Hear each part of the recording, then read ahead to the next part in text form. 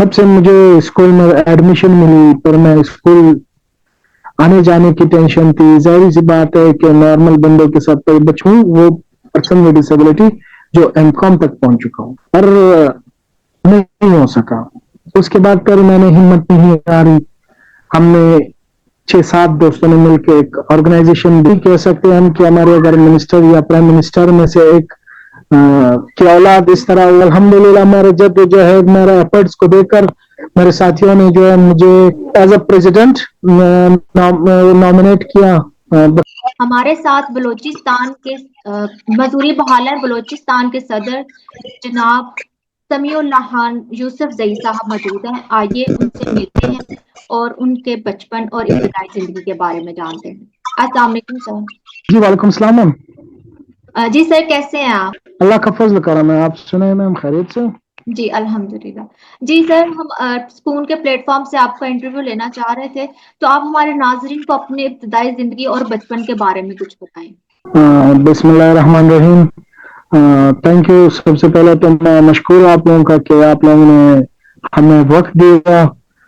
Ma'am बताता चलूं कि हमारी पैदाइश भी हुई, उसमें भी जश्न थे, मुबारकबाद मिलने आए हुए थे लोग कि भाई अल्हम्दुलिल्लाह फलाने के घर में पर्सन एक बंदा लड़का पैदा हुआ है। पर अफसोस की बात यहाँ पे आती है कि जब मैं 1.5 साल की उम्र के करीब पहुंचा तो एक बुखार, गर्दन तोड़ बुखार ने मुझे पकड़ा। काफी इलाज के बाद बुखार तो चली गई, पर अफसोस के बाद साथ कि मेरे लेग जो है वो भी डैमेज करके साथ ले गई, जिसकी वजह से अब मैं हेल्बो स्टिक यूज करने लगा हूँ। शुरू में तो बहुत टेंशन थी, पेरेंट्स को भी हमें भी कि इसे कैसे दाखिल करे, किसी स्कूल में दाखिल करे, क्या पढ़ाए। इवन बहुत लोगों ने तो ये सजेशन दिया था कि भाई ये तो अब काम से निकल गया, इसको बस ऐसा करे कि मदरसे में डाल दे, कम से कम अपना नमाज वगैरह सीखेगा, बस ये घर पर पड़ा रहे। पर मैंने हिम्मत नहीं हारी, मैं डट के खड़ा हो गया। छोटी ही सी उम्र में, नन्ही सी उम्र में मैंने वालिद को कहा कि मुझे स्कूल जाने की शौक है। तब से मुझे स्कूल में एडमिशन मिली, पर मैं स्कूल आने जाने की टेंशन थी। जाहिर सी बात है कि नॉर्मल बंदों के साथ, कोई बच्चों के साथ मैं पढ़ रहा था, तो टीचर्स को भी ज्यादा केयर में रखना चाहिए था, जो कि अल्हम्दुलिल्लाह अल्लाह ने ऐसे ही टीचर से हमें नवाजा। मैं जिस स्कूल में था हमारे टीचर बहुत केयरिंग थे, तो उन्होंने पर इब्तिदाई तालीम इधर कोयटा से मैंने हासिल किया, पर फर्स्ट ईयर सेकेंड ईयर तक जब पहुंचा तो वो पर मैंने वो भी कोयटा बलूचिस्तान डिग्री कॉलेज से बीकॉम किया मैंने। फिर जब मुझे पता चला कि एमकॉम करने का एडमिशन शुरू हो गए, मैं जब गया एडमिशन लेने के लिए तो बहुत अफसोस के साथ कहना पड़ रहा है कि उसके फीस अफोर्ड ना कर पाने की वजह से मेरा तालीम रह गया। फिर एक मिडिल क्लास फैमिली से ताल्लुक रख रहा था, जो ये मेरे अखराजात स्कूल वगैरह के बर्दाश्त नहीं कर पा रहे थे। मैं एमपीए साहब के साथ पास गया, जो हमारे इलाके के एमपीए है, उसके पास में गया कि सर प्लीज मेरा कुछ कर दे, मुझे शौक है आगे पढ़ने का, मेरा तालीम का कुछ आप कर दे, या तो मेरा एडमिशन फ्री करवा दे। क्योंकि उस एमपीए साहब का भाई ही वाइस चांसलर था यूनिवर्सिटी ऑफ बलूचिस्तान का। तो उसको मैंने कहा कि कम से कम आप मुझे रेकमेंड कर दो और अपने भाई के उसमें अपने एमपीएशिप के कोटे पे मुझे एडमिशन दिलवा दो। उसने कहा कि बेटा इस तरह बहुत माजूर आते हैं, अब मैं किस किस का टेंशन लूं, किस किस का टेंशन अपने सर पे ले लूं, अब मेरे इलाके में सिर्फ आप तो नहीं हो। मैंने कहा सर आपके इलाके में मैं ही सिर्फ हूँ, मैं ही सिर्फ हूँ वो पर्सन विद डिसेबिलिटी जो एमकॉम तक पहुंच चुका हूँ, पर नहीं हो सका। उसके बाद पर मैंने हिम्मत नहीं हारी। हमने 6-7 दोस्तों ने मिलकर एक ऑर्गेनाइजेशन डिजाइन किया कि भाई हमने इस तरह ऑर्गेनाइजेशन बनाना है और इस पे हमने जो है पर्सन विद डिसेबिलिटी को जो है एम्पावर करना है। चाहे तालीम के हवाले से हो, चाहे जो भी हो। फिर उसके साथ साथ हमने 2017 में मनफी टेम्परेचर में हमने एहतजाज रिकॉर्ड कराई, 37 दिन का लगातार एहतजाज, तब 2016 के एंड में, सॉरी। फिर अल्हम्दुलिल्लाह हमारे 2017 का एक्ट बना। उस एक्ट में फिर पर्सन विद डिसेबिलिटी को हम पे गुजरे थे, उन एहसासात को हमने मद्देनजर रखते हुए पर गवर्नमेंट के स्टेक होल्डर्स थे, एनजीओ के स्टेक होल्डर्स थे, हम तमाम ने मुश्तरका एक लाएमल तैयार किया, जिसको हमने एक्ट 2017 का नाम दिया। फिर वो प्रोविजनल असेंबली तक चली गई, पर अल्हम्दुलिल्लाह अल्लाह ने साथ दिया में वो पास हुआ, जिसमें हमारे और भी मुख्तलिफ ऑर्गेनाइजेशंस थे, उनकी ताउन भी थी हमारे साथ इस एक्ट को पास कराने में। फिर यहाँ पे मसला आया कि 2017 में तो हमारा एक्ट पास हो गया, पर उस जो एक्ट में बेनिफिट थे हमारे पर्सन विद डिसेबिलिटीज के लिए, उससे हम फायदा नहीं उठा सके, बवजह ये कि उस एक्ट का वो बिजनेस नहीं बना था। उस बिजनेस मुतलका डिपार्टमेंट सोशल वर्क बनाना था, पर अफसोस के साथ उन्होंने नहीं बनाया। फिर हमने जदोजहद किया, प्लाना से मिलो, table talks, table meetings, round meetings, ये वो सेमिनार्स वगैरह बना के फिर अल्हम्दुलिल्लाह अब हमारे रूल ऑफ बिजनेस कंप्लीट है। इंशाल्लाह 10-15 दिन के अंदर वो अप्रूव हो जाएगा। जी सर, आप ये बताइए कि आपने इस माजूरी के बावजूद इतनी तालीम हासिल की, तो आप इस तालीम से कैसे मुस्तफिद हो रहे हैं?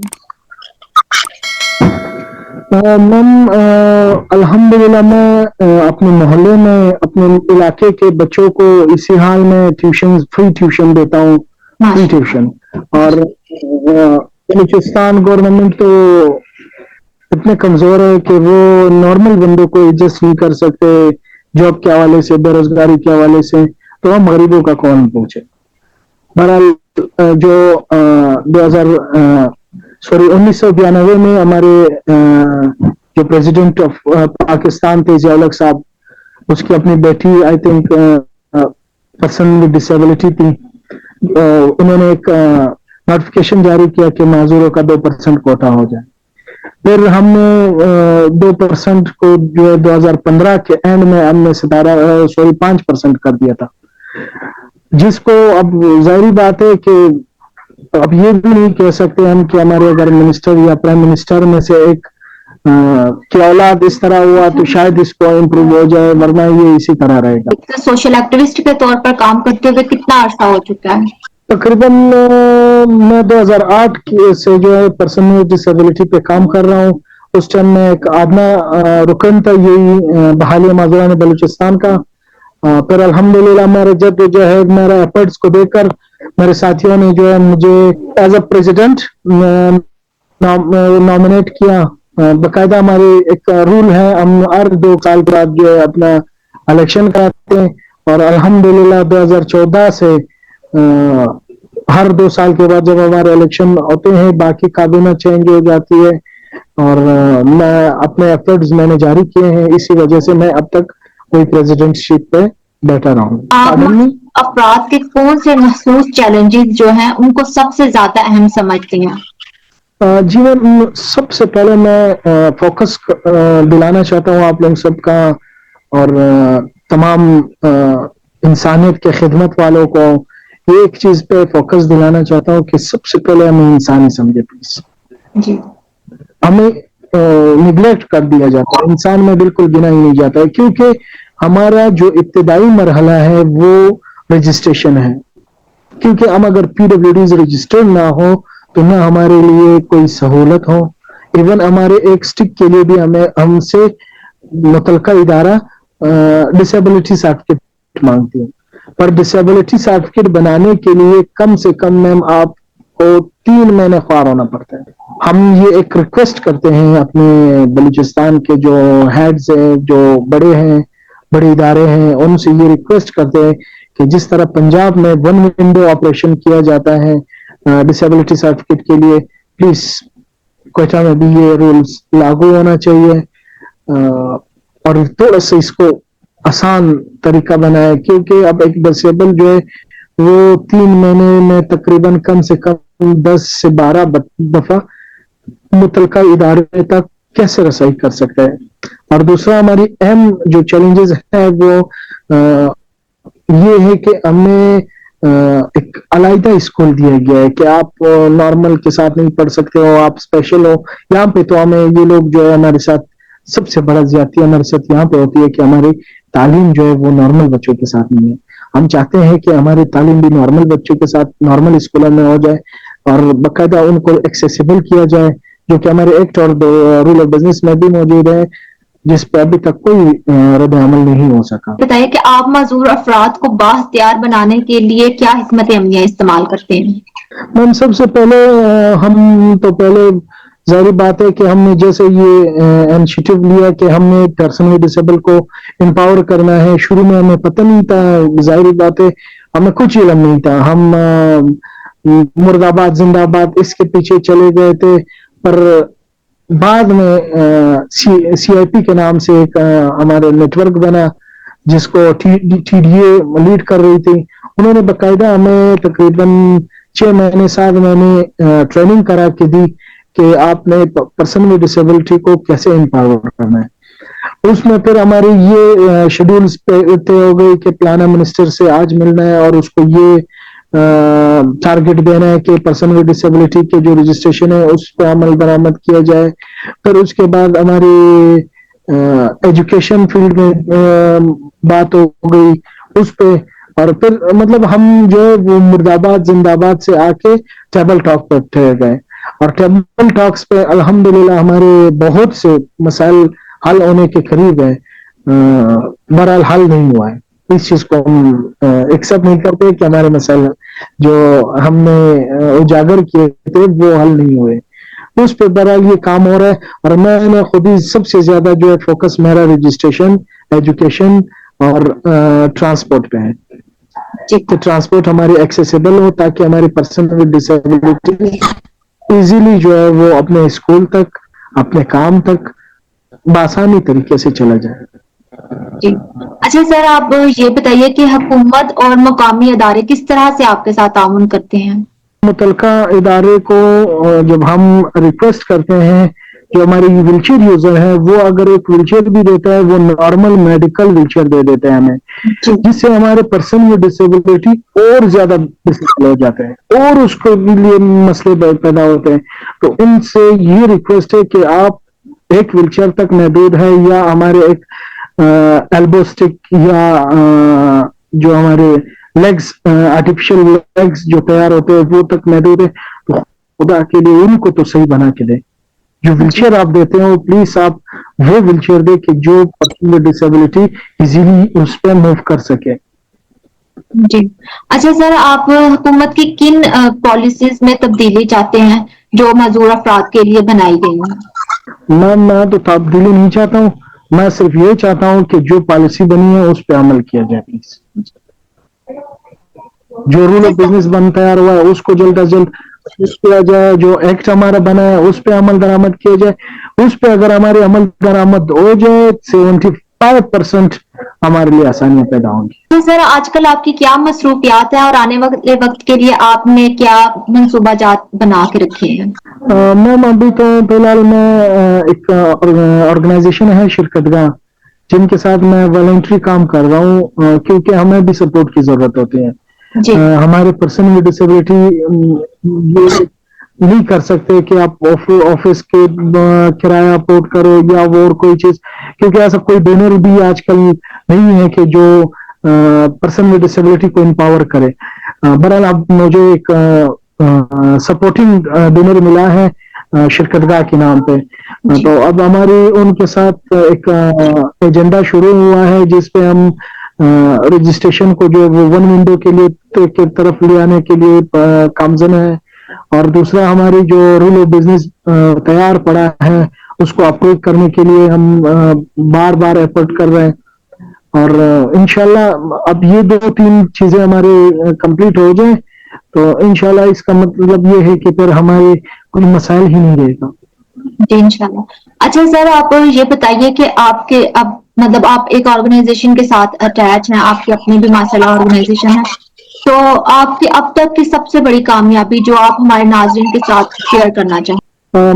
میرا سب سے بڑا کامیابی یہ ہے کہ کنونس کا ایشو جو میں اٹھا چکا تھا تقریباً 2015 کے اینڈ میں نے اٹھایا تھا، جس کا 2018 کے قریب عبدالقدوس بزنجو صاحب جو سی ایم ہمارے بنے بلوچستان کے، اس نے تھوڑا اس میں میرے ساتھ ایفرٹ کیا۔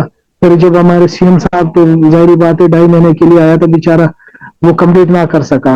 اس کے بعد پھر اس نے جو ہے میرے فائل کو جو ہے ریفر کر دیا، نیکسٹ جو سی ایم آئے گا وہ سب سے پہلے اسی فائل پہ وہ کرے گا، میٹنگ کرے گا۔ تو اس فائل میں یہ تھا کہ ہمارے پرسن ود ڈسیبلٹی کو کم سے کم 500 ٹرائی موٹر سائیکل دی جائے گی، اور الحمدللہ 2018 کے اینڈ میں وہ کمپلیٹ بھی ہو گیا۔ 2020 کو ایک تو وہاں پہ پھر ہمارے ساتھ یہ ہوا کہ 250 motor cycle person with disability کو مل گئے، اور پھر ہم نے اس ایفرٹ کو جاری رکھا۔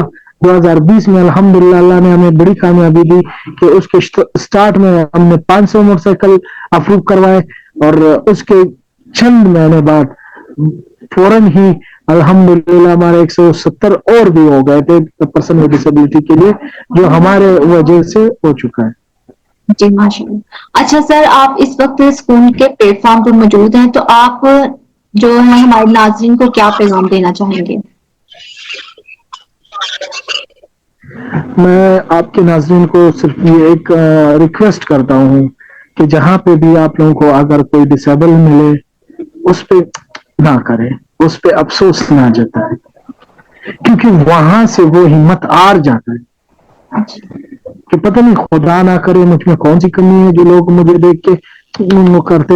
ہاں میں مانتا ہوں کہ انسانیت کے ناطے وہ کرتے، پر ہمارے لیے یہ جو ہے حوصلہ کم ہو جاتا ہے۔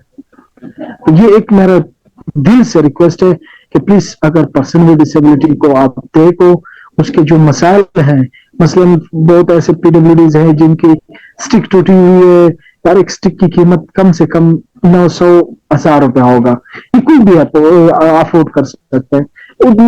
کرنے کے بجائے اگر آپ اس کے لیے ایک سٹک لے کے دے دو وہ بہتر ہوتا ہے، کے بجائے اگر اس کے کوئی تعلیمی اخراجات میں یا کوئی آپ کو جو علم ہوگا، ظاہری بات ہے آپ کے علاقے میں رہتا ہوگا، آپ کو علم ہوگا کہ اس کے کون سے بڑے مسائل ہیں جس میں آپ اس کے ساتھ چھوٹا سا تعاون کر سکیں۔ اچھا سر، آپ کے قیمتی وقت کا بہت زیادہ شکریہ۔ جی تو ناظرین، آپ اور پوری دنیا سے جہاں سے بھی ہمیں دیکھ رہے ہیں، اگر آپ ہمیں انٹرویوز دینا چاہیں تو ہمارے واٹس ایپ نمبر یا سوشل میڈیا پر کانٹیکٹ کر سکتے ہیں۔ تو انشاءاللہ جلد ملیں گے ایک ایسی ہی باہمت شخصیت کے ساتھ، تب تک کے لیے اللہ حافظ۔